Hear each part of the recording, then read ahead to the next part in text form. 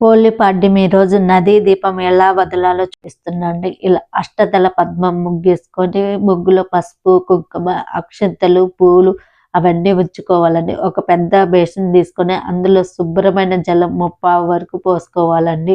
అందులో పసుపు, కుంకుమ, అక్షంతలు, గంధం, పూలు ఇవన్నీ వేసుకొని అందంగా అలంకరించుకోవాలండి. మీ దగ్గర ఉంటే గంగా జలం కూడా వేసుకొని ఈ బేసిన్‌ని గంగా నదిగా భావించాలండి. ఒక కొబ్బరి చిప్ప తీసుకొని అందులో 33 ఒత్తులు కలుపుకొని ఆవు నేతిలో గాని, నువ్వుల నూనెలో వేసుకొని ఆ చిప్పకు కూడా పసుపు, కుంకుమ, గంధం, అక్షింతలు సమర్పించాలండి. ముందు దీపం వెలిగించినాక ఆ నదిలో వదలాలండి. నదిలో కూడా ఇలా వదిలిపెట్టినాక 3 సార్లు కదిలించాలండి. ఎళ్లి రమ్మంటూ ఆ తల్లికి నమస్కారం చేసి పసుపు, కుంకుమలు కూడా సమర్పించాలండి. అలాగే నైవేద్యంగా వడపప్పు పెట్టాలి. పానకం, చలివిడి కూడా పెట్టొచ్చండి. ఇవి పెట్టడం వల్ల మనకు కడుపు చలవ చేస్తదంటారు. అలాగే ధూపం, హారతి ఇచ్చి నమస్కారం చేసుకొని కథ చదువుకొని